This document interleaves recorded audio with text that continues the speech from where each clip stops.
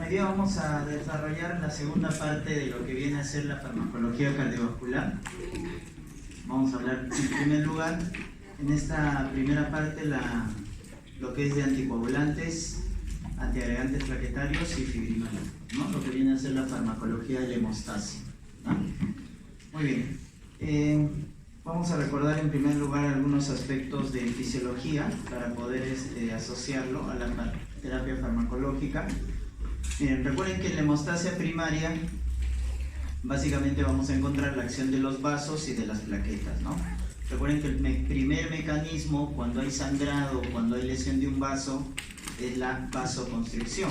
Esa es la primera respuesta, ¿no? La respuesta vascular. Y luego tenemos ya la acción plaquetaria. Acuérdense los tres efectos o las tres funciones de las plaquetas: la adhesión, la activación y la agregación. Acá cabe mencionar tres blancos que van a ser dianas terapéuticas, lo que viene a ser el tromboxano A2, que es lo que se libera cuando la plaqueta se activa. Cuando la plaqueta se activa, se libera, miren, gran cantidad de tromboxano A2, ¿no? Otro segundo es el ADP, el adenosín difosfato, ¿no? El ATP inhibe a las plaquetas, pero el ADP, el adenosín difosfato, activa las plaquetas, estimula su agregación. Esos van a ser dos blancos terapéuticos y por eso deben recordar que participan en la agregación plaquetaria, ¿no? Luego tenemos un receptor. Ya cuando hay la agregación plaquetaria, chicos, participa en la llamada glucoproteína 2B3A, ¿no? La glucoproteína 2B3A participa en la agregación. En cambio, en la adhesión, cuando ustedes ven acá al inicio en la adhesión, el que participa es la glucoproteína 1B, en la adhesión. En la agregación es el 2B3A, cuyo ligando es el fibrinógeno, ¿no? Muy bien. Eso es entonces con respecto a la hemostasia primaria, vaso y acción de las plaquetas. Los fármacos que actúan ahí van a ser los antiagregantes plaquetarios, que ya vamos a ver. Luego tenemos la hemostasia secundaria, que vienen a ser los factores de coagulación, ¿no? Todos los factores de coagulación se producen en el hígado, ¿ya? Excepto el factor 4. El factor 4 es el calcio, ¿ya? Son metaloproteasas, o sea, tienen actividad enzimática, ¿ya? Actividad enzimática. Muy bien, ahí están. Y tenemos acá que recordar la vía de la coagulación, que todavía es una clasificación clásica, aunque esto ya va a cambiar, pero todavía de manera didáctica vamos a recordar la vía intrínseca y la vía extrínseca, ¿no? Miren, como ven, donde participan más factores es en la vía intrínseca, ¿no? Y participa, el que inicia todo es el factor 12, ¿no? Luego el 11, luego el 8, el 9, etc. La mayoría de los factores participan en la vía intrínseca. En la extrínseca, recuérdate el factor tisular, que es el factor 3, ¿no? El factor 3 inicia la cascada, luego el 7, acuérdate del 7, ¿por qué? Porque es el que tiene menos tiempo de vida media. El primer factor de coagulación que baja cuando hay una falla hepática es el factor 7, ¿no? Porque es el que tiene corta vida media. Muy bien, y eso luego activa ya a los demás factores que vienen a ser la vía común, ¿no? Ahí pueden ver el 10, el 5, luego ya la trombina, ¿ya? La protrombina es la forma inactiva, ¿no? Es el factor 2, inactivado, protrombina. Cuando se activa ya es la trombina. Y luego la trombina, el factor 2 activado, va a activar a su vez al fibrinógeno, ¿no? Que es el factor 1, convirtiéndose en fibrina y luego se forma la malla de fibrina. Y ese va a ser el coágulo definitivo, el trombo definitivo, ¿no? Muy bien, entonces esa es la cascada de la coagulación, una vía intrínseca, una vía extrínseca y una vía común. Cada uno de estos tres se monitoriza, chicos. Por eso tienen que acordarse de los perfiles de coagulación. La vía intrínseca, ¿con qué se monitoriza? Con el TPTA. Se llama tiempo parcial de tromboplastina. Tiempo parcial de tromboplastina. El TPT va a monitorizar a la vía intrínseca. Y la vía extrínseca se monitoriza con el TP, con el tiempo de protrombina, que tiene un índice llamado INR. Ustedes van a escuchar así, TP, el INR. Eso controla o monitoriza la vía extrínseca. ¿No? Esos son los dos que tienen que acordarse. Entonces hemos hablado de la hemostasia, ¿no? La formación de un coágulo, de un trombo. Participa el vaso, la plaqueta, los factores de coagulación. Pero chicos, esto tiene que estar controlado, porque si no se desencadena trombos, coágulos, y eso también es perjudicial. Entonces hay un mecanismo de regulación. Entonces hay un sistema de anticoagulación, donde tenemos acá la antitrombina 3, muy importante en la anticoagulación. La antitrombina 3, la proteína S, la proteína C. La S y la C son vitamina K dependientes, al igual que ¿qué factores, chicos? ¿Quiénes son vitamina K dependientes? El 2, el 7, sumas 2 más 7, 9, y el que le sigue, 10. Acuérdate, 2, 7, 9, 10. El factor 2, el factor 7, el factor 9 y el 10. Junto con la proteína S y proteína C, son los llamados factores vitamina K dependientes. La diferencia es que el 2, 7, 9, 10 forman parte del sistema de coagulación y la S y la C del sistema de anticoagulación, ¿no? Entonces, habíamos visto también que ya se había formado la fibrina, ¿no es cierto? Cuando se activa y al final se forma la fibrina, ahí está la malla de fibrina. Entonces, cuando ya el vaso se repara, igual hay que degradar esa fibrina, no se puede quedar esa fibrina ahí. Entonces tenemos acá el sistema fibrinolítico, que como su nombre lo indica, va a causar lisis de la fibrina, ¿tá? Entonces tenemos ahí el activador del plasminógeno tisular, ahí lo están viendo. Este activador del plasminógeno tisular lo forma el endotelio, ¿ya? El endotelio produce el activador del plasminógeno tisular y lo que hace, como su nombre lo indica, activa el plasminógeno, produciendo plasmina, y la plasmina es la que va a degradar a la fibrina, ¿ya? Ese es el activador del plasminógeno tisular. Luego tenemos la uroquinasa, se llama así porque se encuentra en la orina. En la orina tenemos uroquinasa, ¿no? Luego tenemos también el factor 12, la calicreína, que también participan en el sistema fibrinolítico, o sea, degradar la fibrina una vez que se ha reparado el vaso, ¿no? Y luego también lo mismo, así como la coagulación tenía su mecanismo de regulación, ahora tenemos también en la fibrinólisis su mecanismo de regulación, se llama sistema antifibrinolítico. Entonces ahí tenemos la antiplasmina, la alfa-2 antiplasmina, que lo que hace es inhibir directamente a la plasmina, o estos de acá que son los inhibidores de la activación del activador del plasminógeno, ¿no? Inhibidores del activador del plasminógeno. Entonces esos forman parte del sistema antifibrinolítico. O sea, como ves, en conclusión, así como hay coagulación, como hay fibrinólisis, también hay su sistema antagónico para regular, ¿estamos? Para siempre buscar un equilibrio, porque la sangre, chicos, es un equilibrio entre la formación de un coágulo que sirve para reparar un vaso, el endotelio, o la contraparte que es la hemorragia, ¿no? La sangre es un equilibrio entre la trombosis y la hemorragia. Entonces tiene que haber un equilibrio en todos estos sistemas. Muy bien. Este cuadrito es importante para que recuerden los tiempos de vida media. Y el que tienen que acordarse es el que les mencioné. ¿Quién tiene menor tiempo de vida media? El 7. Miren, su tiempo de vida media es 5 horas. Es el que menor tiempo vive, ¿no? Ese es el dato. Luego ya tienen los demás. Acuérdense los vitamina K dependientes, 2, 7, 9, 10, porque eso va a ser importante para ver el mecanismo de acción de los anticoagulantes. Estos rangos son normales, que ya vayan familiarizándose, lo van a ver en laboratorio, pero, ¿no es cierto?, pueden ya tener alguna idea. Por ejemplo, el recuento de plaquetas es de 150 a 450 mil. ¿Cuánto vale el tiempo de vida media de las plaquetas? 7 a 10 días. Siempre se acuerdan del glóbulo rojo. ¿Cuánto es del glóbulo rojo? 120. La plaqueta la discrimina.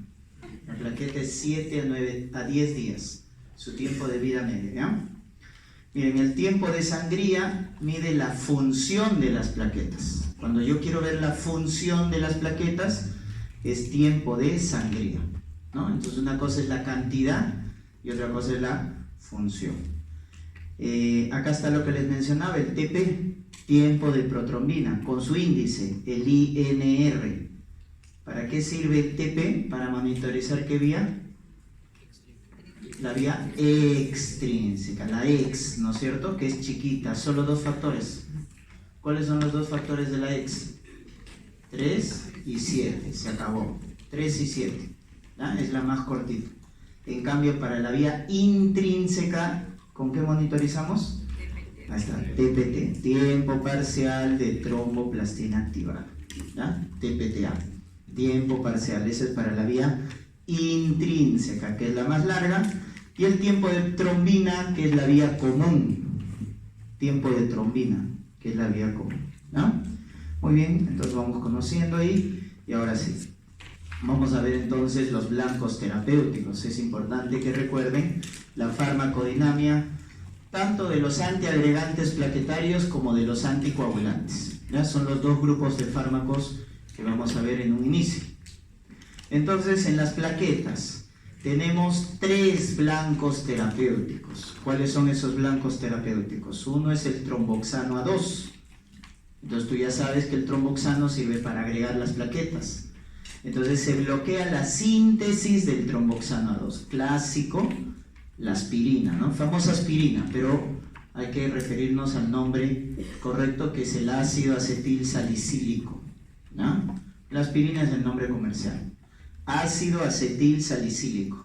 Inhibe la síntesis de tromboxano A2. Recuerden que el tromboxano A2 lo produce las plaquetas. ¿Alguien recuerda qué enzima produce el tromboxano A2?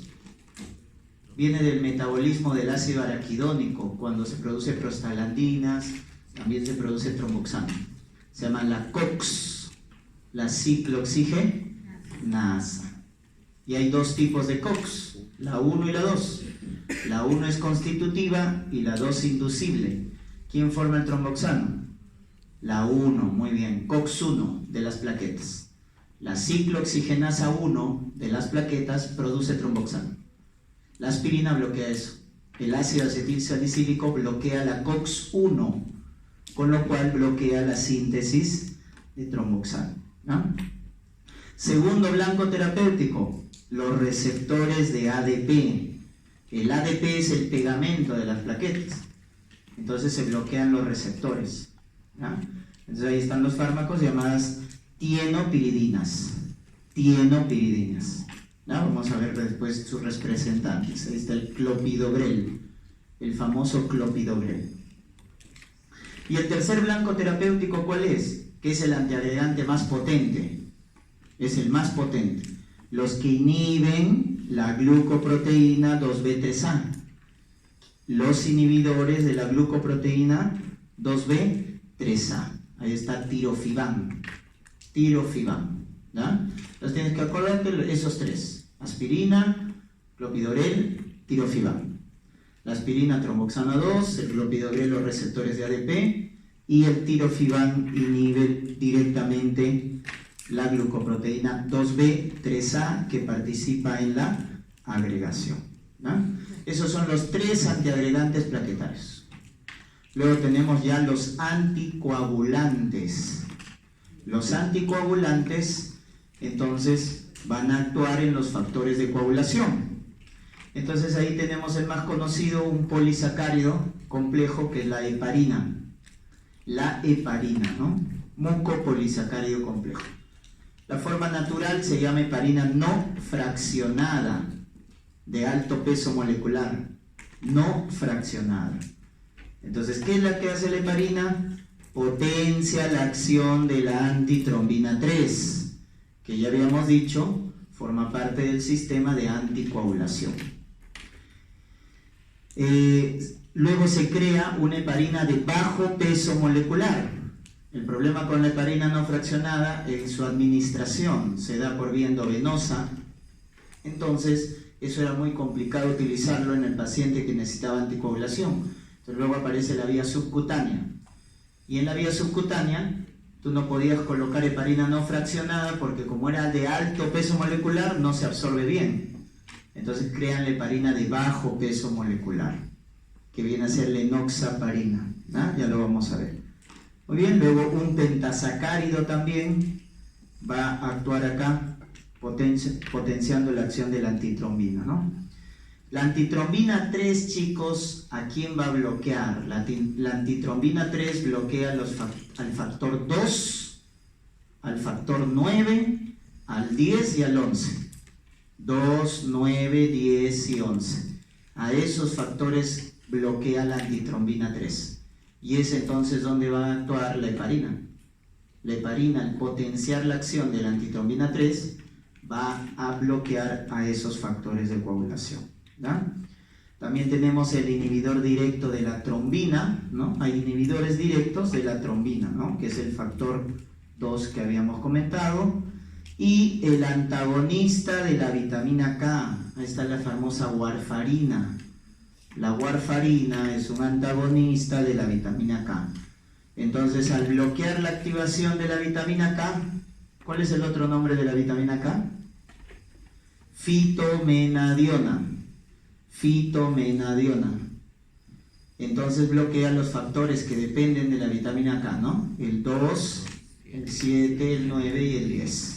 Con eso se mete la warfarina, con ello se mete, ¿no?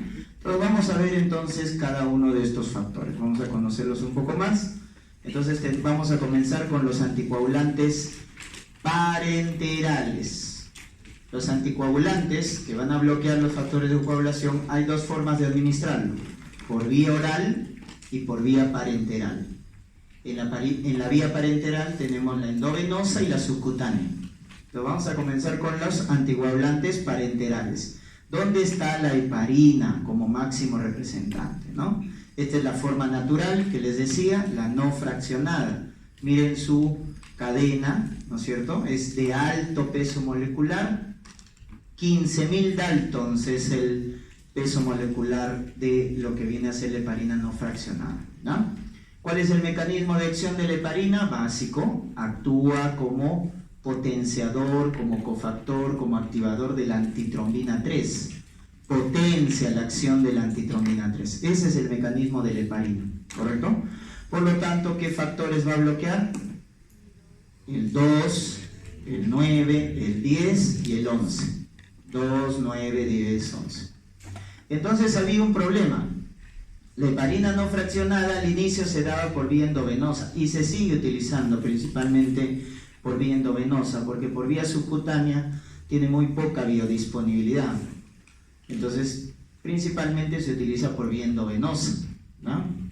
Entonces, el problema de la heparina no fraccionada es que era muy inespecífica, porque te está bloqueando al 2, al 9, al 10, al 11, entonces te está bloqueando varias partes de la cascada. Entonces, ¿cuál era su gran problema? Los sangrados, la hemorragia. Recuerden que muchos componentes, algunos raticidas, estas cosas tienen heparina, ¿no es cierto? Para provocar sangrado, ¿ya? Entonces el problema era la hemorragia, porque era inespecífica. Y su administración era difícil porque se daba por vía endovenosa, entonces hay que colocarle una vía al paciente, etc. No se utiliza la vía intramuscular porque genera hematomas. Se dicen, ¿qué vía no puedo utilizar en la heparina? Intramuscular, nunca podría colocar, porque la vía intramuscular genera hematomas. Entonces, el problema con la heparina no fraccionada era su administración, difícil, que hay que hacerla por vía endovenosa, y su inespecificidad.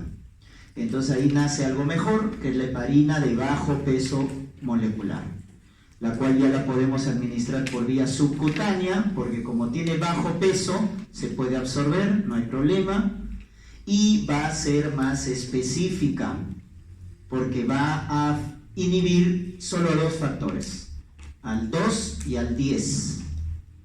Solo se mete con el 2 y con el 10. ¿Correcto? Muy bien, entonces ya le sacó ventaja a la heparina no fraccionada, ¿correcto? Entonces, ¿por qué? Porque su administración es más fácil, subcutánea, se puede colocar de manera ambulatoria, en la casa, en el domicilio, y al ser más específica, porque solo se mete con el 2 y con el 10, tiene menos riesgo de sangrado, Su tiempo de vida media también es mayor, miren, está 4 veces mayor que la heparina no fraccionada. Ambos tienen metabolismo hepático y eliminación renal, ¿no? Metabolismo hepático y eliminación renal. Otra desventaja de la heparina no fraccionada, chicos, es que necesito monitorizar. ¿Y cómo monitorizo la anticoagulación por heparina no fraccionada? Con el TPTA, tiempo parcial de tromboplastina activada. Porque los factores que bloquea la heparina principalmente participan en la vía, ¿en qué vía? Intrínseca. Como participa el 2 no, ese es de la vía común, pero el 9, 10, 11, el 9 y el 11 son los que participan en la vía intrínseca. Por eso la anticoagulación con heparina no fraccionada se monitoriza con TPTA. Tiempo para. Entonces hay que estarle punzando al paciente para solicitando TPTA para ver que la anticoagulación con heparina esté bien. En cambio, con la heparina no fraccionada, chicos, la heparina de bajo peso no necesita monitorización, no necesita control con TPTA. Esa es otra ventaja. No necesita control. ¿Por qué? Porque es más específica. Solo se mete con el 2 y con el 10, ¿ya? Representante de la heparina de bajo peso es la enoxaparina. Acuérdate, enoxaparina, ¿ya? Dalteparina. Esas son las de bajo peso molecular. Entonces, como ven, mejor perfil tiene la heparina de bajo peso. Por eso es que va a ser de elección en muchos casos. Pero el costo, ¿no es cierto? El costo es buena, pero más costo en comparación a la heparina no fraccionada, ¿no? Miren, otro efecto adverso de la heparina, el principal efecto adverso de los anticoagulantes, por lógica, es hemorragia. Ese es el principal efecto adverso, ¿no? Porque están bloqueando la coagulación. Pero otro efecto de la heparina que tienes que acordarte es la plaquetopenia. La plaquetopenia es otro efecto adverso. Esa plaquetopenia, chicos, ocurre a los 5 o 10 días de tratamiento con heparina, ¿ya? ¿Por qué se produce esa trombocitopenia, esa plaquetopenia? Porque cuando colocamos heparina, la heparina, chicos, induce formación de anticuerpos. Y esos anticuerpos se van dirigidos a las plaquetas. ¿A qué fracción o a qué sustancia de las plaquetas? Al factor activador de las plaquetas, el factor 4, ¿no? Factor se llama así, factor plaquetario 4.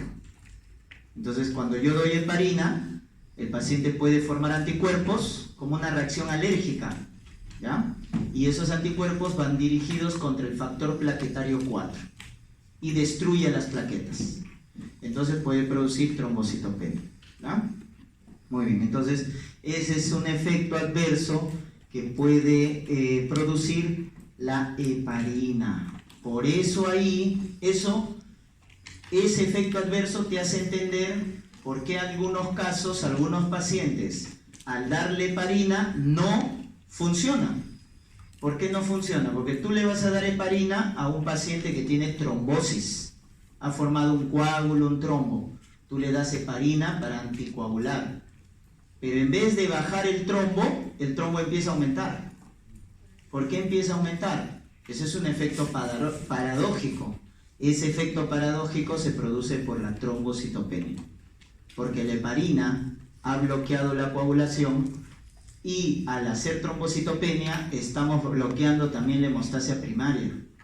Entonces se puede eso conllevar a un efecto paradójico de la heparina, ¿no? Trombocitopenia entonces mediado por heparina. Muy bien, ahí está la trombosis, que es el efecto paradójico que les estoy mencionando. Y el otro efecto adverso, la osteoporosis, ya igual que los corticoides. Los corticoides y la heparina pueden producir en este caso osteoporosis, ¿no? Muy bien, ahí está el control TPTA, acuérdense, la heparina no fraccionada, la de bajo peso no, la que se controle es la no fraccionada. Chicos, ¿qué pasa si hay intoxicación por heparina? Cuando hay intoxicación por heparina, entonces en esos casos, ¿ya? Hay que dar su antídoto. ¿Quién es el antídoto? El sulfato de protamina. Entonces, ¿qué pasa si le diste mucha dosis o el paciente está sangrando? Ya nos fuimos al otro extremo. Si el paciente está sangrando o el paciente es intoxicado con la heparina, hay que colocarle su antídoto. El antídoto se llama sulfato de protamina, que sobre todo actúa para la no fraccionada. Para la no fraccionada. Hay menos respuesta con la de bajo peso, ¿ya? Muy bien. Cuando no están disponibles o no podemos utilizar las heparinas, ¿ya? En ciertos pacientes, porque puede haber esto lo que les comento, hay hemorragia, hay trombocitopenia, el paciente hace reacciones alérgicas, hay alergia a la heparina. Entonces, en esos casos se busca otro anticoagulante, que es un pentasacárido. Cuando no puedes utilizar heparina, pentasacárido, Fondaparinux. El Fondaparinux, chicos, es otro anticoagulante que se da por vía subcutánea, ya es sintético. Esto sí, por biología molecular, se forma este pentasacárido que tiene 1500 de peso molecular, se administra por vía subcutánea. Miren su biodisponibilidad, 100%. Y es más específica, solo bloquea el factor 10, solo bloquea el factor 10, entonces es más específica, ¿no? Con lo cual, al ser más específica, el riesgo de sangrado es menor, el riesgo de sangrado es mucho menor, porque es más específica, solo se mete con el factor 10. Entonces, en hematología hay varias tablitas que te evalúan el riesgo de sangrado en un paciente, ¿no es cierto? Entonces tú tienes un paciente con una trombosis, ¿qué tienes que darle? Un anticoagulante, ya está. Pero antes no se evaluaba ningún riesgo de sangrado, le dabas anticoagulante y el paciente no se moría de la trombosis, se moría de la hemorragia, o sea, se iba al otro extremo. Entonces ahora tienes que evaluar el riesgo de trombosis y el riesgo de hemorragia y encontrar el mejor anticoagulante. Por ejemplo, si les dicen el paciente tiene, con estas tablitas que les digo, que ya lo van a ver en clínicas, el paciente tiene alto riesgo de trombosis y bajo riesgo de hemorragia, ¿cuál de estos podrás utilizar? Y es el de elección. Tiene alto riesgo de trombosis y bajo riesgo de hemorragia, ¿qué le das? La heparina. ¿Cuál de las dos?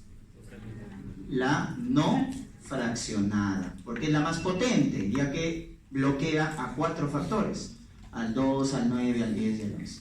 Entonces, en ese caso, para ese paciente, la heparina no fraccionada va. El otro caso, lo contrario, ¿qué tal te dice? El paciente tiene trombosis, ¿no? Pero tiene alto riesgo de sangrado.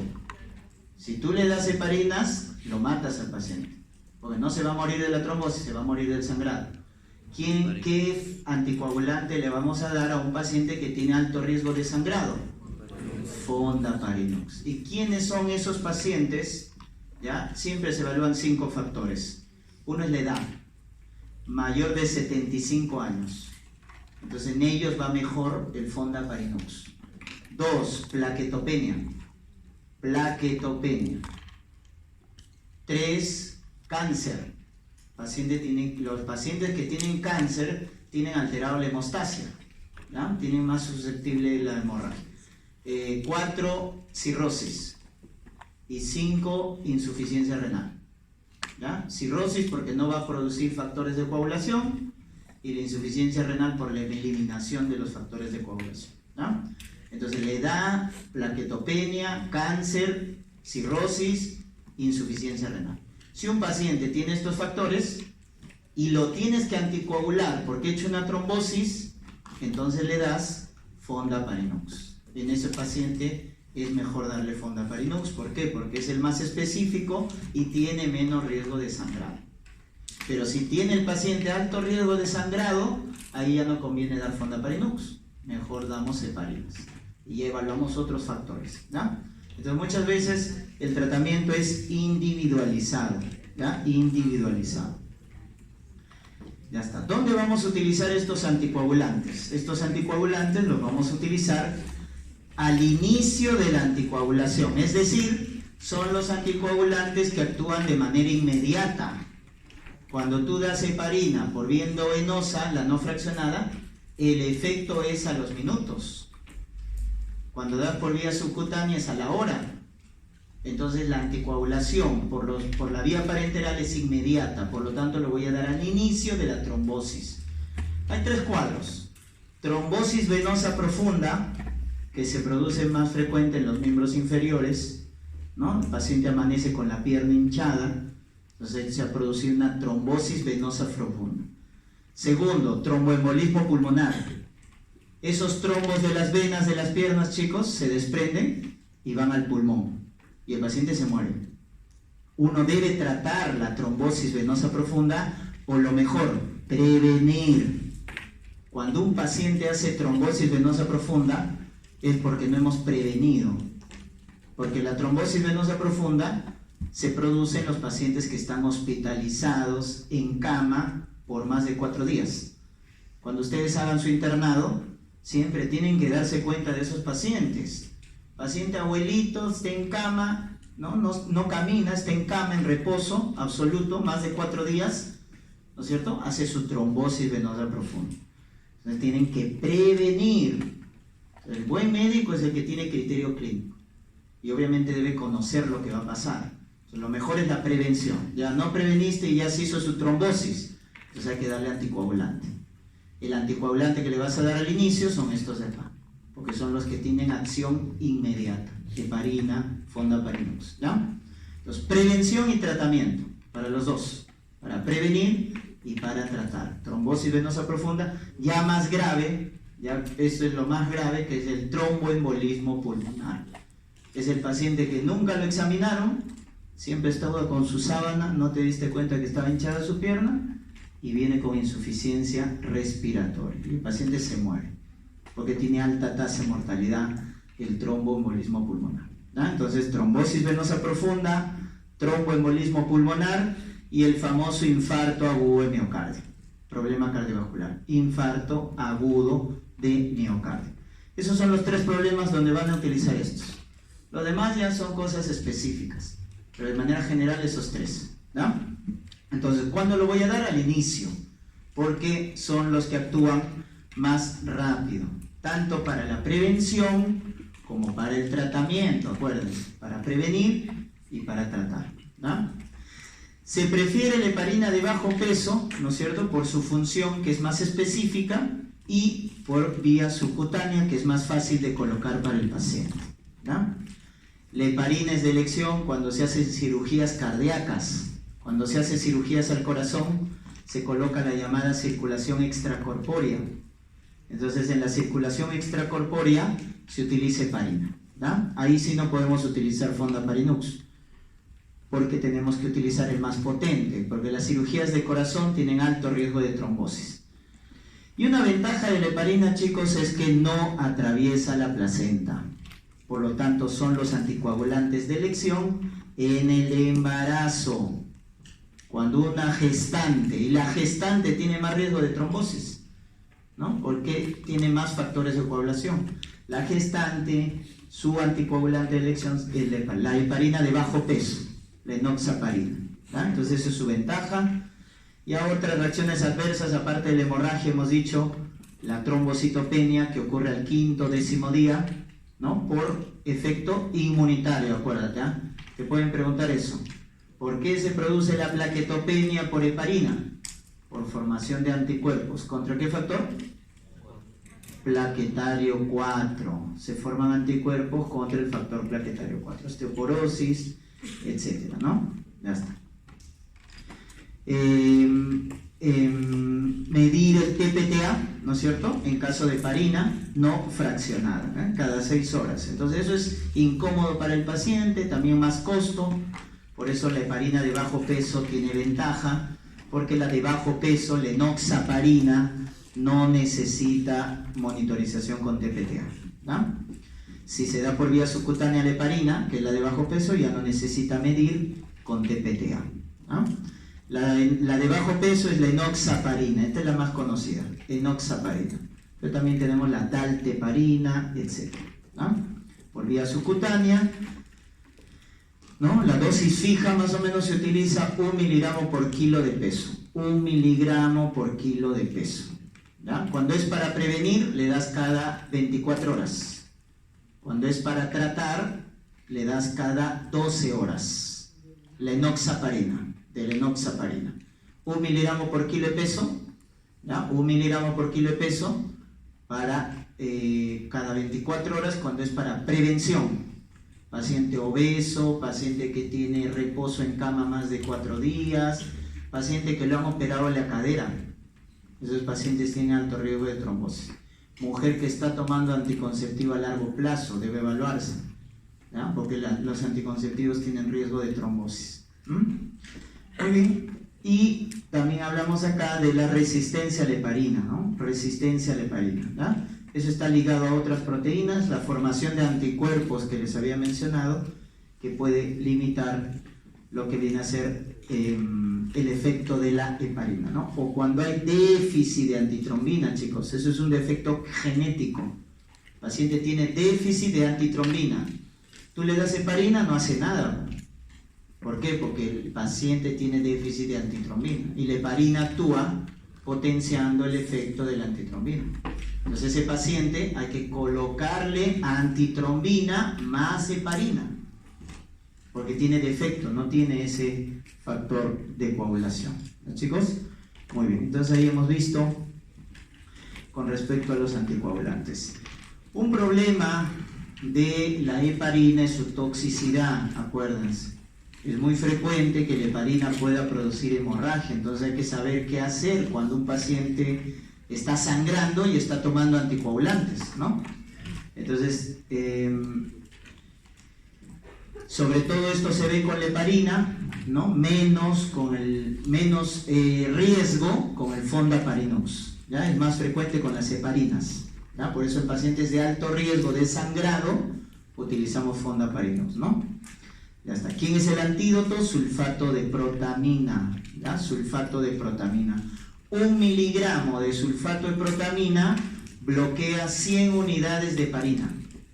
1 miligramo de sulfato de protamina bloquea 100 unidades de protamina. Entonces va a depender, se le coloca miles de unidades al paciente de heparina. Entonces, de acuerdo a eso, se le coloca los miligramos que corresponden de sulfato de protamina, ¿no? No se coloca por vía intramuscular porque genera hematomas. Mucho cuidado. Induce trombocitopenia al 5º, 10º día de uso. Ahí también. IgG es el anticuerpo que se forma contra el factor plaquetario 4. Y eso es lo que destruye las plaquetas, produciendo trombocitopenia, ¿ya? Y esa es una indicación, ¿para qué? Para suspender a la heparina. Cuando la heparina cae en las plaquetas al 5º, 10º día hay que suspenderla, porque va a generar complicaciones, ¿no? Muy bien. Entonces tienen que acordarse de ese efecto. Entonces, ¿cómo te vas a dar cuenta de este efecto? Que cuando un paciente está utilizando heparina, entre el 5º y 10º día, ¿qué debes pedir? Recuento plaquetario. Si no sabes eso, no le pides nada. El paciente hace trombocitopenia, o hace mucha trombosis, o hace su sangrado. Entonces el paciente se complica, ¿no? Muy bien, entonces recuerden ese efecto adverso, ¿no? No dar warfarina si la heparina está produciendo trombocitopenia. ¿Cómo es esto? Yo le doy heparina al paciente que ha hecho trombosis porque el efecto es inmediato. Pero mi pregunta es, ¿lo vas a dejar meses con heparina? No. Le das al inicio, pero los dejas por 5 días. 3 a 5 días. Con heparina. ¿Por qué? Porque tú al paciente que ha hecho trombosis le doy heparina para que tenga su acción inmediata, pero a la par le estoy dando warfarina, que es el anticoagulante por vía oral. Y al quinto día, ¿qué es lo que vas a dar? O sea, desde el inicio tú le das heparina y warfarina, pero al quinto día le suspendes la heparina. ¿Y con qué te vas a quedar? Con la warfarina. Doctor, ¿por qué le he dado desde el inicio también warfarina? Chicos, lo que pasa es que la warfarina demora en hacer efecto. Si tú solo le darías warfarina, le estarías dejando los primeros días sin anticoagulación, porque la heparina demora en hacer efecto, 72 horas. Es por eso que al inicio le doy heparina, para anticoagularlo de forma inmediata, pero al tercer, quinto día ya le suspendes heparina. ¿Y con qué nos quedamos? Con la warfarina. Y la warfarina, ya que es el anticoagulante por vía oral, lo dejas por meses. Así es la anticoagulación. Cuando un paciente hace trombosis, le doy heparina y le doy warfarina, o sea, vía parenteral y vía oral. Y al quinto día le dejo heparina y me quedo con la warfarina. De esa manera se hace la anticoagulación.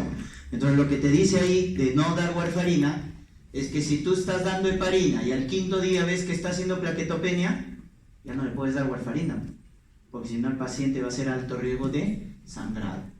¿Ya? Entonces si el paciente hace trombocitopenia por heparina, hay que suspender la heparina, darle otro anticoagulante. ¿Ya? No, en este caso ya no continuamos con la warfarina. ¿Ya? Entonces la pregunta es, ¿qué pasa si hay trombocitopenia por heparina? Hay que darle otro anticoagulante, y esos otros anticoagulantes son estos de acá, ¿no? Derivados de la hirudina, ¿no? De la sanguijuela.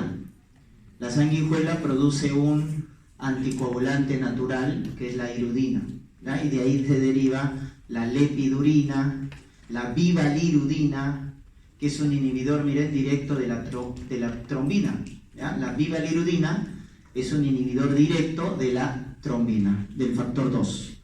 Entonces, utilizo estos otros factores, ¿ya? Cuando hay trombocitopenia por heparina. Muy bien, entonces eso es lo que tienen que recordar con respecto a los efectos adversos. Ahora pasamos a los anticoagulantes orales. En los anticoagulantes orales tenemos acá a la warfarina como máximo representante, ¿ya? También llamado dicumarínicos, ¿no? Está dentro de las familias de los dicumarínicos, se le llama así. ¿Cuál es su mecanismo de acción de la warfarina? Inhibe a la epóxido reductasa, que es una enzima que activa la vitamina K, ¿correcto? Entonces vamos a ver acá, miren, cuál es el efecto de la vitamina K en la activación de los factores de coagulación. La vitamina K, chicos, tiene en este caso que oxidarse, ¿ya? Tiene que oxidarse de lo que está reducida, miren acá, vitamina K reducida, y luego se oxida. En ese proceso es donde se activan los factores de coagulación. Acá se produce una reacción de carboxilación. Entonces miren qué es lo que pasa, la vitamina K se oxida, y esa oxidación produce una carboxilación de los factores de coagulación. Y los factores de coagulación, cuando se carboxilan, se activan. Entonces es una reacción en cadena, pues, ¿no? La vitamina K se oxida y los factores de coagulación se carboxilan, y ahí se activan. ¿Cuáles son los factores que dependen de la vitamina K? 2, 7, 9 y 10. Esos se van a activar, ¿correcto? Entonces de esa manera se produce la activación. Entonces tú tienes que tener al inicio la vitamina K reducida para que produzca la carboxilación de los factores de coagulación. Entonces es acá donde participa la epóxido reductasa, ¿no? Pues se llama epóxido reductasa, porque ¿qué es lo que hace? Reduce a la vitamina K. Y una vez reducida la vitamina K, va a activar a los factores de coagulación. Entonces la warfarina se mete con esta enzima. La warfarina bloquea al epóxido reductasa, de tal manera que la vitamina K no se reduce, y al no estar reducida no puede carboxilar a los factores de coagulación, ¿no? De esa manera entonces actúa la warfarina, ¿ya? Actúa la warfarina. ¿Estamos? Muy bien. Entonces, miren de los factores de coagulación, 2, 7, 9, 10, ¿cuál es el que tiene menor tiempo de vida media? El 7, miren, 8 horas, 5 horas, su vida media es corta. Por lo tanto, cuando tú le das a un paciente warfarina por vía oral, ¿cuál es el primer factor que va a caer? El 7. ¿Y el 7 dónde participa? ¿En la ex o en la in? En la ex, en la cortita, ¿no? La ex. Entonces, como participa en la vía extrínseca, ¿cuál es el perfil de coagulación que monitoriza la ex? El TP. ¿El TPT? El TP, el tiempo de protrombina, que tenía su índice. ¿Cómo se llama su índice? INR. Entonces, cuando tú das warfarina, como el primero que se afecta es el 7, que participa en la vía extrínseca, ¿cómo monitorizas la anticoagulación con warfarina? Con tiempo de protrombina, con INR, porque el primero que se va a alterar es la vía extrínseca. Cuando das heparina no fraccionada, controlas con TPTA. Cuando das warfarina, controlas con TP, INR. Eso nunca se olviden, porque cuando son internos, y a veces me toco algunos internos, les pregunto, lo dicen al revés, o no se acuerdan, o inventan, ¿ya? Entonces eso tienen que acordarse desde ahora hasta el fin de la carrera. Es algo básico, es algo esencial que deben recordar, ¿ya? Entonces, si el paciente está tomando warfarina, es tiempo de protrombina con el INR, ¿no? Esa es la explicación por qué monitorizamos con el TP. Porque al final ya el TPT también se va a alterar, o sea, la vía intrínseca también se altera. Porque recuerden que está el 9, el 10, pero el primero en alterarse cuando yo doy warfarina es la vía extrínseca, es el primero que se altera. Por eso monitorizo con TP. Entonces, ya sabemos su mecanismo de acción de la warfarina. Ahora las propiedades farmacocinéticas. Se da por vía oral, acá borren, no sé por qué aparece esto. Vía oral básicamente, biodisponibilidad casi el 100%. ¿Por qué? Porque es muy liposoluble. Y al ser muy liposoluble, atraviesa las barreras sin problema. Entonces se absorbe bien en el tracto gastrointestinal y de forma rápida. Porque es liposoluble, chicos, la warfarina, ¿no? Y al ser liposoluble, cuando un fármaco es liposoluble y va por la sangre, ¿con quién se une? ¿Con quién se une cuando es liposoluble el fármaco? Con albúmina. ¿Puede haber una sustancia liposoluble en la sangre? No. Tiene alguien que darle solubilidad. Esa es la albúmina. Tiene alta unión a proteínas plasmáticas, en este caso a la albúmina, ¿correcto? Entonces muchas veces la warfarina, ojo, se va a unir a la albúmina y si tú te acuerdas también en la sangre, la albúmina se une a la bilirrubina indirecta, que es liposoluble también. Entonces cuando uno da warfarina, y esto pasa por ejemplo en las mujeres, en las gestantes o en las mujeres que están dando de lactar, cuando están utilizando warfarina, puede inducir ictericia en el recién nacido, porque la warfarina va a desplazar a la bilirrubina indirecta de la albúmina, generando ictericia, ¿ya? Por eso en las gestantes está contraindicado warfarina. No podemos dar warfarina a una gestante. Ahorita vamos a explicar. Y esa es una de las razones, porque la warfarina desplaza la bilirrubina indirecta de la albúmina, ¿no? Porque tiene que unirse a la albúmina, la desplaza la bilirrubina indirecta y produce ictericia, ¿no? Ictericia. Entonces acuérdense que es muy liposoluble. Miren, su tiempo de vida media es 25-60 horas. Metabolismo hepático, chicos. ¿Qué citocromo del hígado, qué fracción va a metabolizar a la warfarina? Es esta de acá, principalmente. El CYP2C9. El CYP2C9. Ese es el citocromo que metaboliza a la warfarina y esa es la que va a tener varias interacciones. La warfarina tiene muchas interacciones farmacológicas, ¿ya? Una de ellas que deben recordar es con el alcohol. Cuando un paciente está tomando warfarina, mucho cuidado con el alcohol. Ya sea poquito, ya sea bastante. A veces el paciente pregunta, ¿no? Doctor, ¿puedo tomar alcohol? No. ¿Poquito? No, tampoco. ¿Por qué? Porque si el paciente toma de manera aguda, intoxicación aguda bastante, ¿qué va a inducir eso con la warfarina? La intoxicación aguda, chicos, puede potenciar los efectos de la warfarina. Puede potenciar los efectos de la warfarina. Entonces puede haber toxicidad por la warfarina, o sea, más riesgo de sangrado, ¿ya? Más riesgo de sangrado. Entonces hay mucha interacción con el etanol, ya sea en pequeñas o grandes cantidades, ¿ya? Ya sea en pequeñas o grandes cantidades, ¿ya? Muy bien, entonces, ¿qué otro efecto también deben recordar de la warfarina? Es con las hormonas tiroideas, también potencia su efecto.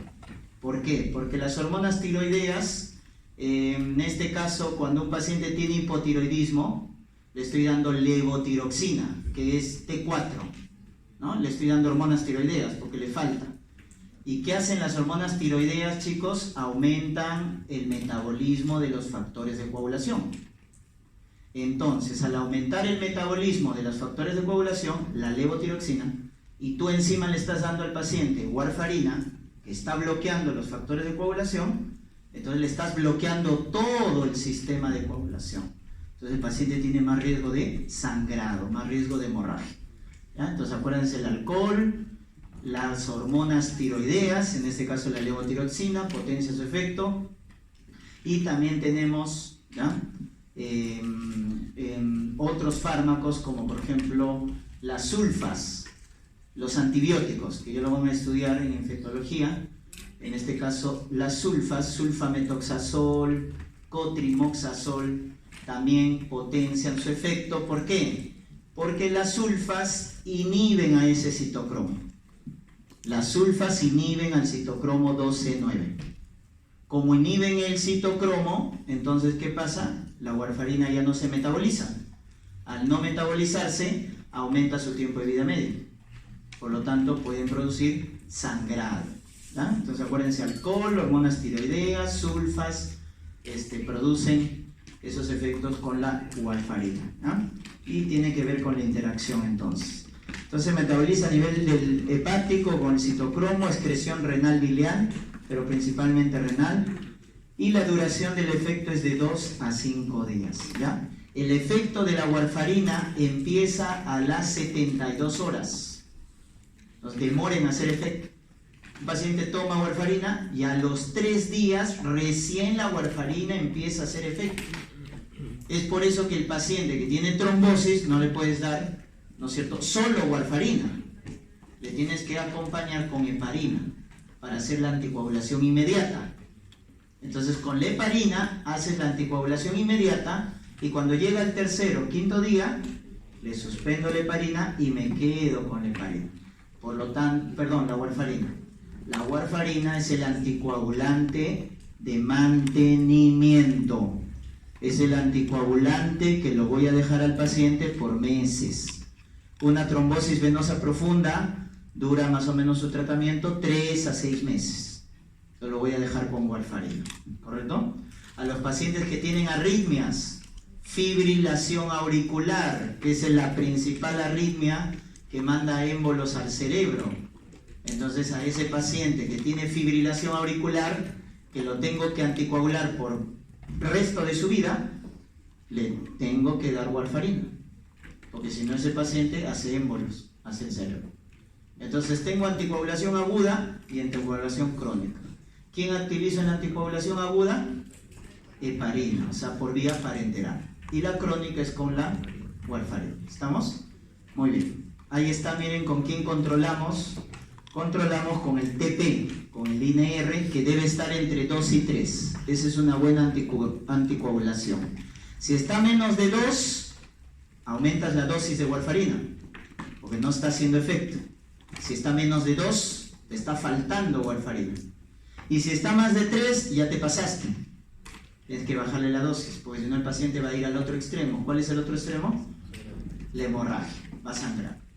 Entonces cuando está menos de 2, tienes que aumentar la dosis de warfarina. Y cuando es más de 3, bajarle, porque si no va a ser hemorragia. Por eso debe estar entre 2 y 3 el INR, generalmente. ¿No? Muy bien. Efectos adversos, sangrados, en este caso el principal sangrado, defectos congénitos, genera malformaciones.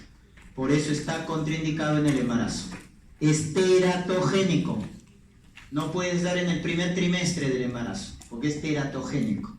Tampoco en el tercer trimestre, porque genera, si una gestante toma en el tercer trimestre warfarina, cuando nace su hijito va a nacer amarillo.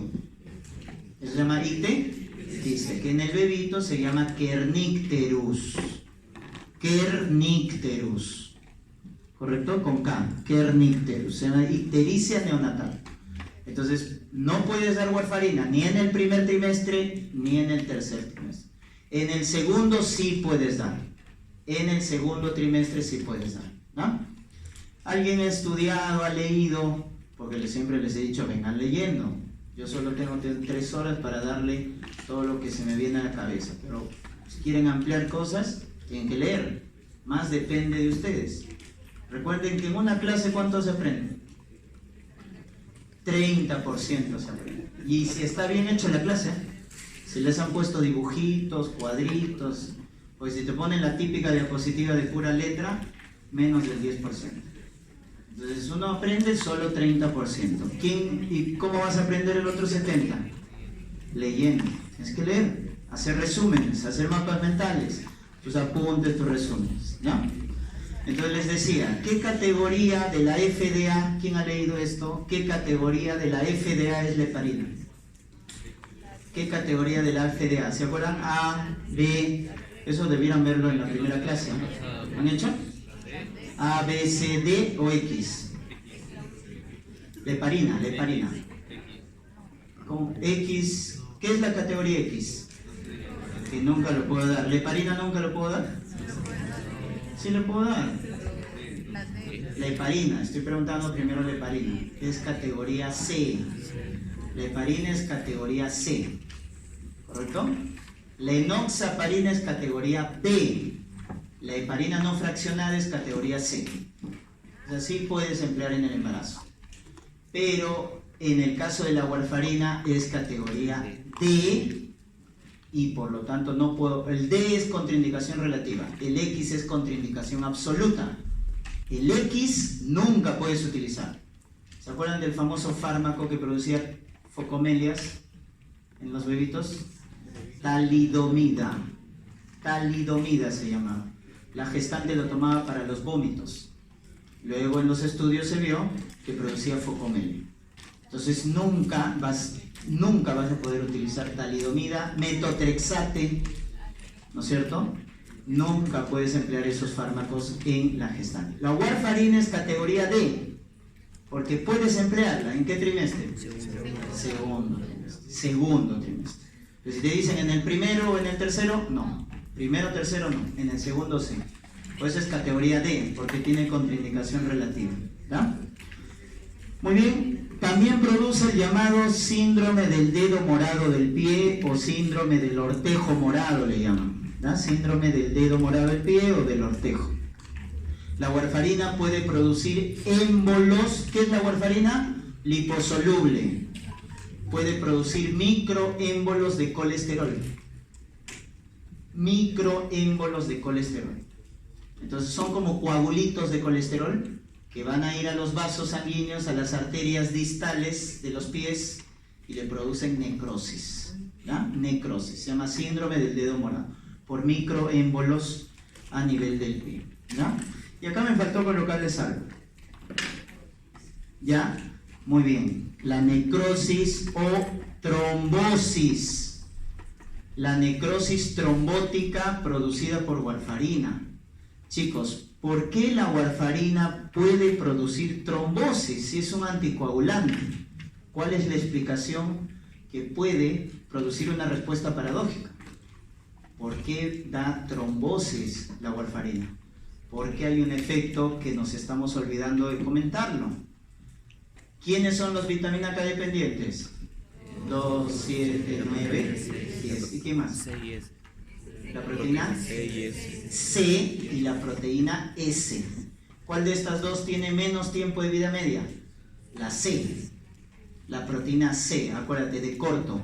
La proteína C tiene menos tiempo de vida media. Casi igual o menos que el factor 7. Casi igual o menos que el factor 7. Por lo tanto, cuando tú das warfarina, ¿cuáles son los dos primeros que van a caer? El 7, que participa en la vía extrínseca, por lo tanto la estás bloqueando a la ex, ¿no es cierto? La bloqueas a la ex con la warfarina, y estás bloqueando al C, que es tu sistema de anticoagulación. ¿Quién está quedando libre? La vía intrínseca. Has bloqueado a la vía extrínseca. Has bloqueado al sistema de anticoagulación. El que te está quedando libre es la vía intrínseca. Y la vía intrínseca, ¿qué va a formar? Trombos. Trombos. Porque forma parte de la cascada de coagulación. Por eso al inicio la warfarina puede producir trombosis, chicos.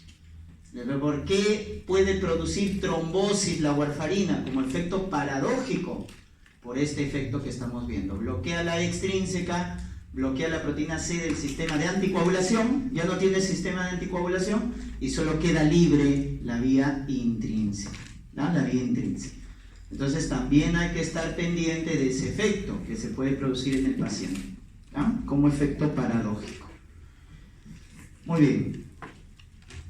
Luego tenemos acá, entonces, el problema de la warfarina también surgió igual que la heparina, muy inespecífico, porque te bloquea al 2, al 7, al 9, 10, hay que estarle punzando al paciente para sacar TP, INR, entonces es molestoso, ¿no es cierto? Entonces aparecen los nuevos anticoagulantes orales no vitamina K dependientes. Esos no vitamina K dependientes son inhibidores directos de los factores de coagulación, como por ejemplo tenemos acá el inhibidor directo del factor 2, que es la trombina. Entonces este anticoagulante por vía oral directamente bloquea el factor 2, solo al factor 2. Viene a ser el dabigatran, fácil de recordarte, acuérdate, B2, dabigatran. Los demás bloquean al factor 10, que tienen en su nombre X, para que te acuerdes, rivaroxaban, ¿no es cierto? Apixaban, edoxaban. Tienen al X, para que te acuerdes, de que inhibe al factor 10. Esos son los anticoagulantes por vía oral no vitamina K dependientes, que son específicos.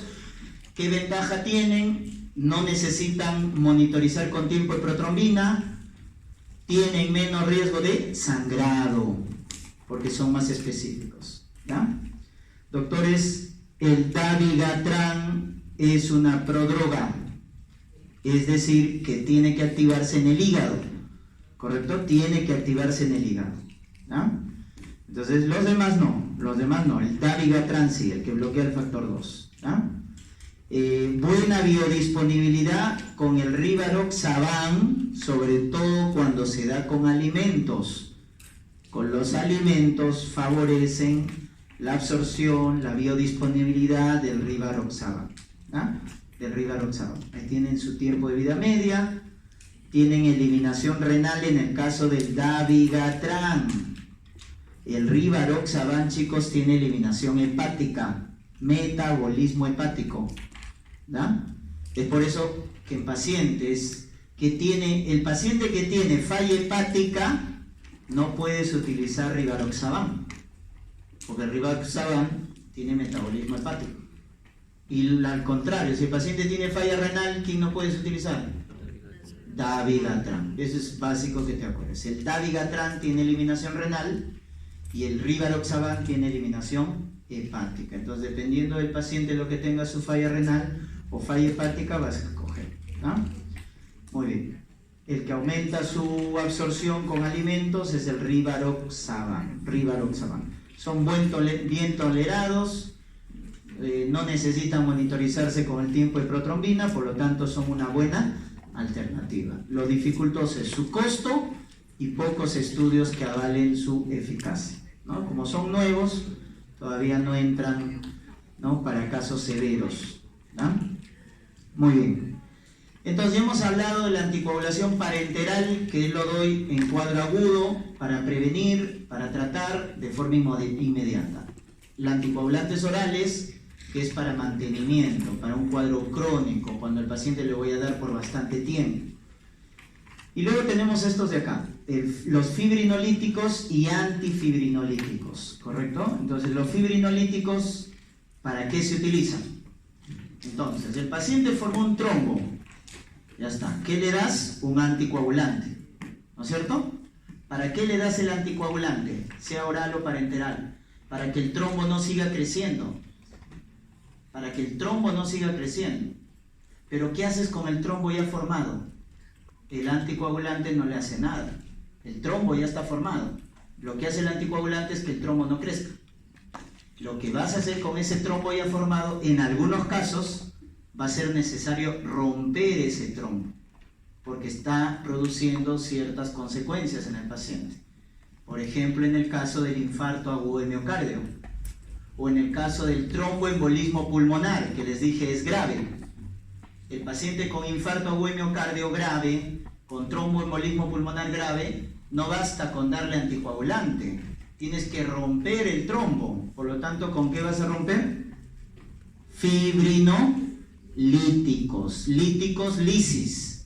Vas a romper la fibrina, que es el que está formando parte del trombo. Entonces, esa es la finalidad. Por lo tanto, ¿en qué casos vamos a utilizar los fibrinolíticos? En casos graves de trombosis, infarto agudo de miocardio, tromboembolismo pulmonar. Ahí vamos a utilizar los fibrinolíticos. ¿Y qué fibrinolíticos vamos a utilizar? Los llamados que se producen por tecnología de ADN recombinante. ¿Ya? Tecnología de ADN recombinante se llaman los activadores del plasminógeno tisular, así se llama, recombinante. Repito, activadores del plasminógeno tisular recombinante. Ahí vas a escuchar el nombre de Alteplas, Reteplas, Tenecteplas. Esos fármacos, chicos, son activadores del plasminógeno tisular recombinante, porque se han formado, se han sintetizado por tecnología de ADN recombinante, no son naturales, ¿correcto? Entonces se han formado. El Alteplas, el Reteplas y el Tenecteplas, ¿no? Esos son los famosos fibrinolíticos que vamos a emplear, ¿no? Me olvidaba uno más. ¿A quién le podemos también dar que es grave? Cerebro, accidente cerebrovascular. Esos pacientes que hacen infarto cerebral, también les empleamos o les damos fibrinolíticos. La diferencia es que tú tienes en estos cuadros, sobre todo corazón y cerebro, el tiempo es oro. Porque a un paciente le da infarto cerebral, ¿cuánto tiempo tienes para usar fibrinolíticos? 4 horas y media. Es la ventana terapéutica. El paciente viene a las 10 horas, ya no le puedes dar, porque ya causó lesión, ya no tiene sentido darle fibrinolíticos. Recuerden que la neurona es sensible a la hipoxia. Tiene solo 4 horas y medias, que es la llamada ventana terapéutica. En el corazón, ¿cuánto es la ventana terapéutica? 12 horas. Tienes hasta 12 horas para utilizar los fibrinolíticos. Pasadas las 12 ya su efecto es bajo, ¿ya? Su efecto es bajo. Entonces lo recomendable es utilizarlo de manera inmediata en nuestros cuadros graves, infarto, ACV o tromboembolismo pulmonar, ¿ya? ¿Quién es el más fácil de utilizar? El Tenecteplas, porque se utiliza en bolo endovenoso único. Entonces, Tenecteplas se utiliza en bolo endovenoso único. En cambio, el Reteplas en bolo endovenoso, pero hay que repetir el bolo. Y el Alteplas en bolo endovenoso y luego dejarlo en infusión continua, o sea, goteo por endovenoso. Entonces muchas veces eso también tú tienes que saber para poder elegir, ¿no? Y obviamente ofrecerle al paciente. Entonces al Alteplas le colocas un bolo endovenoso y luego lo dejas a goteo, infusión continua. El Reteplas, un bolo endovenoso y luego a los minutos repites el bolo endovenoso. En cambio el Tenecteplas, un bolo único y se acabó. ¿Correcto? Por lo tanto es más fácil de administrar. Chicos, debe administrarse lo más rápido posible. Ya les mencioné más o menos para que tengan una idea la ventana terapéutica, ¿no? Por eso cuando, chicos, a un paciente, bueno, en países desarrollados, pues, ¿no? Acá es una utopía, le da un infarto agudo de miocardio, ¿no es cierto? Por ejemplo, en España puede ser, le da a un paciente un infarto agudo de miocardio, la ambulancia que va a atender a ese paciente ya tiene la ambulancia fibrinolíticos. No espera a que el paciente llegue al hospital para recién colocarle fibrinolíticos. Es decir, los fibrinolíticos muchas veces se colocan extrahospitalario, cuando estoy trasladando al paciente. Porque si tú esperas que el paciente llegue al hospital y recién colocar, ya pasó tiempo, ¿no? Entonces acá es una utopía, porque imagínense el tráfico nomás, pierdes más tiempo. Peor en provincia no hay nada, el paciente se muere muchas veces, ¿no? Ese es un problema ya ese es macro, pues, ¿no? Es un problema ya del sistema de salud, que ojalá algún día ustedes lo cambien, ¿no? Acá puede estar un ministro de salud, entonces lo puede cambiar, ¿no? Antiguo, la streptokinasa, ¿ya? La streptokinasa, chicos, es natural. ¿Por qué natural? Biológica, porque se produce por una bacteria, la streptokinasa. ¿Qué bacteria lo produce? Su nombre lo dice, estreptococo.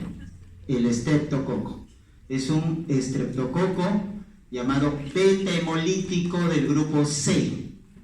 Beta hemolítico del grupo C, ¿ya? Es una bacteria coco gram positivo, ¿ya? La streptokinasa. Entonces extrae de esa bacteria este factor que es un fibrinolítico, ¿ya? ¿Cuál es su gran desventaja? Que como lo hemos sacado de la bacteria, ¿qué contiene?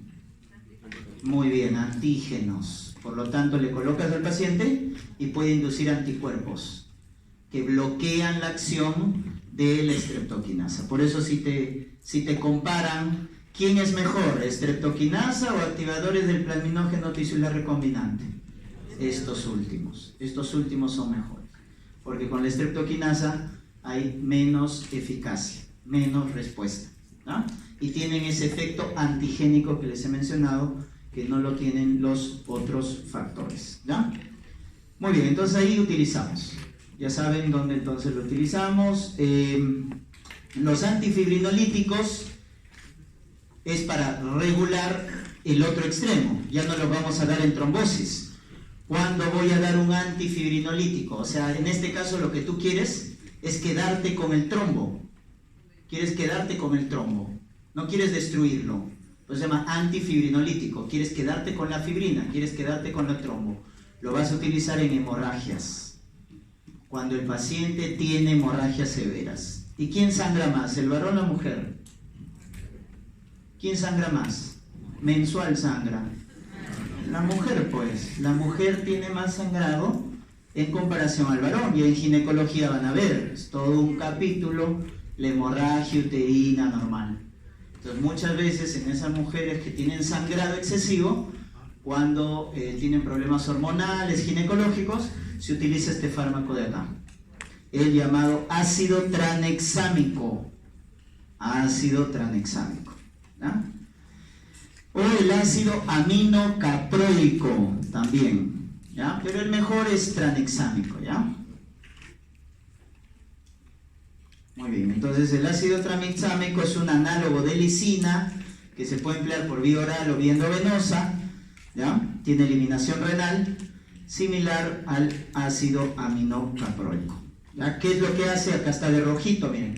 ¿Qué es lo que hace? impide que el plasminógeno se active, ¿ya? Impide que el plasminógeno se active a plasmina, y al no activarse a plasmina no se degrada la fibrina, ¿no? Porque el que degrada la fibrina, hemos visto al inicio, es la plasmina, que deriva del plasminógeno.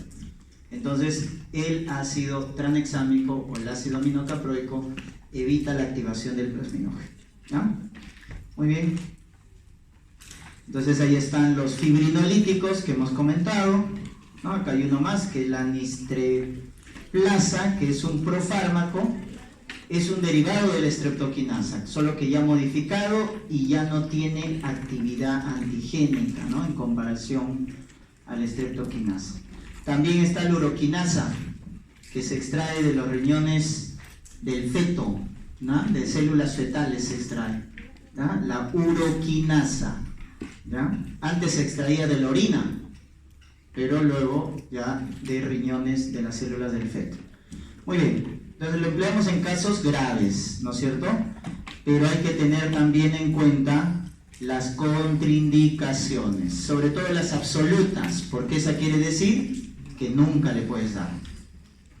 Entonces en las absolutas aquí tenemos hemorragia intracraneal, de hemorragia intracerebral. Si el paciente tiene una hemorragia intracraneal, pero ha tenido un infarto agudo de miocardio, no le puedes dar, ¿correcto? Siempre, chicos, siempre evalúen los dos extremos. Tú estás viendo un trombo, fácil, le doy anticoagulante, pero evalúa el otro extremo. ¿Cuál es el otro extremo? La hemorragia. Cuando tengas un paciente con trombosis, no solo evalúes la trombosis, evalúa la hemorragia. Eso es el concepto actual.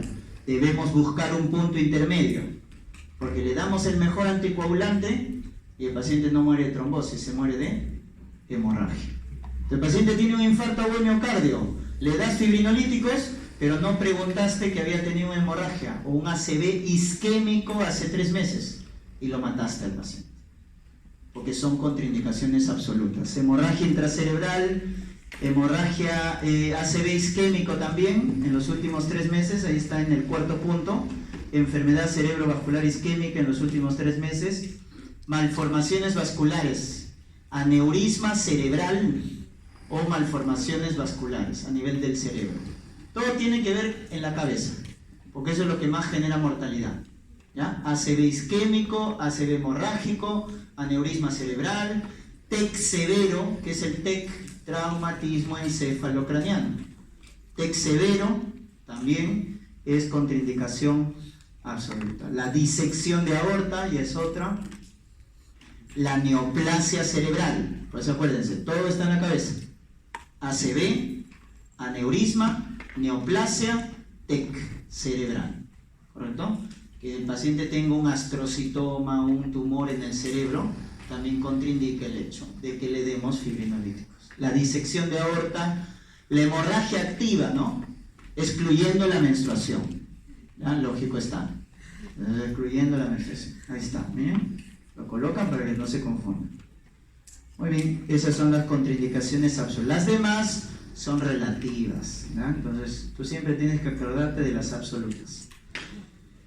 Muy bien, y luego tenemos acá los antiagregantes plaquetarios, que van a hacer ¿qué cosa? Su complemento de los anticoagulantes.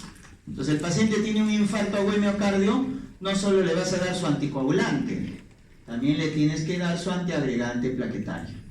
¿No? El paciente tiene un ACV, le vas a dar anticoagulante, pero también su antiagregante. Entonces el antiagregante sirve como un complemento y sobre todo para casos de prevención a nivel cardiovascular. Es conocido por ustedes que el ácido acetilsalicílico se emplea para prevenir. Doctor, tengo obesidad, tengo hipertensión, tengo diabetes, me gusta fumar, tomo alcohol. Hay que darle ácido acetilsalicílico, ¿no? A veces esos pacientes viven más, ¿no? Entonces se ven que viven más porque prevención y el corazón, y eso van a ver en fisiopatología, el corazón se va adaptando. Cuando más daño recibe se va adaptando, entonces el problema se vuelve crónico, ¿no? En cambio a veces van a ver un paciente se cuida y se muere de un infarto agudo. ¿no? Se muere de un infarto. El caso del periodista, pues, ¿se acuerdan? De Daniel Peredo. Hacía deporte. ¿Lo veían gordito? No era gordo. Hacía deporte. Entonces, eso sí, una mala actividad física sí puede condicionar un sobreesfuerzo, y si el corazón no está preparado, le puede dar un infarto, ¿ya? Entonces, no tenía factores de riesgo, pero el sobreesfuerzo físico en un corazón no preparado, eso sí puede producir un infarto agudo de miocardio, ¿no? Eso lo van a ver en fisiopatología. Entonces, los antiagregantes plaquetarios, chicos, son como un complemento. Y hemos visto al inicio los 3 blancos que tienes que acordarte. Tromboxano. ¿Quién produce el tromboxano A2? Las plaquetas. ¿Qué enzima de las plaquetas? La COX-1, ciclooxigenasa tipo 1. Eso es lo que bloquea el ácido acetil salicílico. El ácido acetil salicílico, como su nombre lo indica, acetil produce acetilación de la ciclooxigenasa tipo 1 y la bloquea la COX-1 de manera irreversible. Por eso, ¿cuánto dura el efecto de la aspirina? 7 días. Porque al hacer un bloqueo irreversible, si la aspirina ha bloqueado la plaqueta, ¿cuánto tiene que esperar su efecto?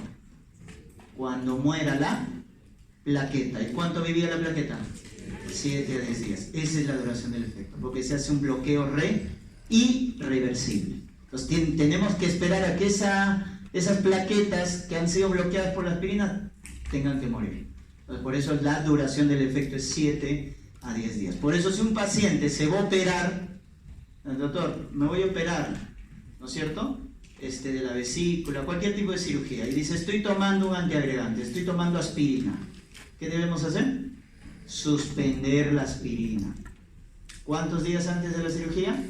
7 días antes. Si está tomando warfarina, ahí les puse en el cuadrito, 5 días antes tiene que suspender la warfarina. ¿Y si está tomando la heparina? No, pues, ¿por qué la vas a suspender la heparina? Imagínate que ese paciente necesita utilizar un anticoagulante. El único que le puedes dejar es heparina durante el acto operatorio. ¿Se acuerdan de la circulación extracorpórea? Entonces tú tienes que dejarle como un anticoagulante que haga acción inmediata y rápida, solo por ese momento, ¿no? Entonces la heparina muchas veces se conserva. Solo en ciertos casos se va a suspender, ¿está? Pero en la mayoría se conserva. Los que se suspenden es la warfarina y la aspirina. La aspirina 7-10 días antes, la warfarina 5-10 días antes, ¿ya? 5 días antes, la warfarina. Muy bien, entonces ese es el mecanismo de acción, ¿ya? Bloqueo irreversible de la COX-1.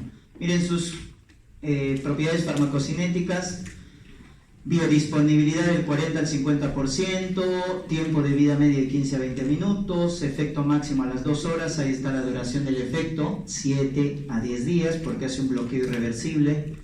Metabolismo hepático por conjugación, ¿correcto? Por conjugación. Chicos, ¿la conjugación es reacción de fase 1 o fase 2? Muy bien, fase 2, perfecto. Excreción renal y tiene buena unión a proteínas, se une bien a albúmina, ¿no? 90-95%, ¿no? Muy bien. Entonces, el ácido acetil salicílico lo empleamos para prevención y también para tratamiento, como complemento de los anticoagulantes, ¿no? Entonces, para prevención, sobre todo, está probado para problemas cardiovasculares, ¿ya? Para problemas cardiovasculares, infarto agudo de miocardio. También para arriba, accidente cerebrovascular isquémico, también está probado su uso en prevención. También, chicos, en la gestante. ¿Para qué le damos aspirina a una gestante? Para prevenir preeclampsia. Está aprobado el uso de ácido acetil salicílico para prevenir preeclampsia. ¿Qué es la preeclampsia? La hipertensión en el embarazo. Y también en cáncer de colon, porque reduce el tamaño de los pólipos adenomatosos. En ciertos pacientes, grupos de riesgo, porque no le vas a dar a todos los pacientes, quiero prevenir cáncer, ya me tomo aspirina, no es así fácil. evalúo a los factores de riesgo. Por ejemplo, los pacientes con acromegalia, chicos, acromegalia, ¿han escuchado? ¿No es cierto? De la hiperfunción de la GH, tienen o forman en el colon pólipos adenomatosos y esos tienen alto riesgo de producir cáncer. Entonces, en esos pacientes puede emplear el uso de ácido acetilsalicílico, porque la aspirina va a reducir el tamaño de los pólipos, ¿no? De los pólipos. Muy bien. Entonces, es importante que reconozcan la dosis de ácido acetilsalicílico, porque eso va a determinar la función. Si yo les pregunto, ¿de qué grupo farmacológico colocan a la aspirina? ¿Dentro de qué grupo? AINES, antiinflamatorios no esteroideos. Está dentro de la familia del ibuprofeno, del naproxeno, del diclofenaco. La aspirina es un AINE, un antiinflamatorio no esteroideo. Entonces, doctor, tiene dos efectos: antiagregante plaquetario y antiinflamatorio. ¿De qué va a depender ese efecto de la aspirina? De la dosis. Dosis bajas, antiagregante plaquetario, 81-100 miligramos. Para prevenir, 81-100 miligramos.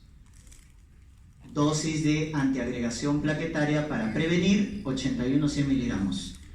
Para tratar, ¿qué pasa si el paciente ya le dio el infarto agudo? Ya no puedes utilizar esas dosis bajas, aumentarás un poco, 326 miligramos. 326 miligramos. Entonces, 81-100 es para prevenir, 326 para tratar. ¿Qué cosa? Antiagregación plaquetaria, su efecto antiagregación plaquetaria, ¿no? Cuando le das agudo se le llama dosis de ataque. Vas a escuchar así: ¿cuál es la dosis de ataque de aspirina? 326 miligramos. 326. Esa es la dosis de ataque cuando es en el cuadro agudo. Dosis de prevención, de mantenimiento, 81-100 miligramos.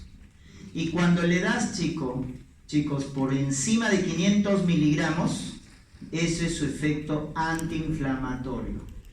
Para cáncer de colon utilizamos 600 miligramos por día para prevenir. ¿Por qué? Porque el efecto antiinflamatorio también tiene un efecto que ya van a ver en la clase de AINES, que se llama inducir la apoptosis. La aspirina induce la muerte celular programada, por eso reduce el tamaño de los pólipos. Entonces, dosis bajas, antiagregación plaquetaria. Dosis altas, más de 500 miligramos, antiinflamatorio, inducción de la apoptosis. Por lo tanto, tienes diferente efecto de la aspirina, diferentes usos de la aspirina, de acuerdo a la dosis que quieras emplear, ¿no? Efecto adverso. El efecto adverso más conocido, como es un AINE, que genera el ibuprofeno, naproxeno, diclofenaco, gastrolesión, gastritis o lo peor, úlcera, con lo cual genera hemorragia digestiva. Ese es el gran problema de la aspirina, sobre todo cuando lo usamos crónicamente, nos genera gastrolesión, ¿no? Las dosis bajas que hemos dicho, chicos, para antiagregación plaquetaria elevan el ácido úrico. Las dosis bajas elevan el ácido úrico, ¿no? Del ácido acetilsalicílico. Tienen como efecto adverso eso. Muy bien, entonces, sobre todo por el efecto gastrolesivo, es que muchos pacientes tienen miedo, pues, utilizar. Y también, obviamente, el médico debe saber seleccionar a qué pacientes voy a dar, ¿no? Si el paciente tiene antecedente de gastritis, úlcera péptica, no vamos a utilizar aspirina. Entonces nace su alternativa. Cuando no puedas utilizar aspirina, ¿qué vas a utilizar? Clopidogrel. Clopidogrel, ¿correcto? ¿Y qué es el clopidogrel o esta familia? Miren, clopidogrel, prasugrel, ticagrelor. Estos son antiagregantes plaquetarios que bloquean los receptores de ADP, chicos. Bloquean los receptores de ADP. ¿Ya? Las llamadas, estos fármacos de acá, las tienopiridinas. Clopidogrel, prasugrel, ticagrelor. ¿Ya? Las tienopiridinas. ¿Cuál es su mecanismo de acción? Bloquear los receptores de ADP. del adenosindifosfato. Ese es su mecanismo de acción. Entonces nacen como una alternativa cuando no puedo utilizar en el paciente el ácido acetilsalicílico. Nacen como una alternativa. O cuando el paciente tiene alto riesgo de trombosis.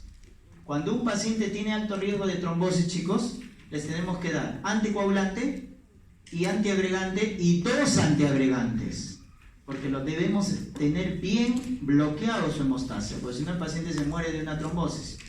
Entonces muchas veces tenemos que utilizar 2 antiagregantes plaquetarios. Entonces le damos aspirina más clopidogrel para potenciar el efecto, ¿ya? Entonces puede estar como monoterapia o como complemento a la aspirina. 3 ya no.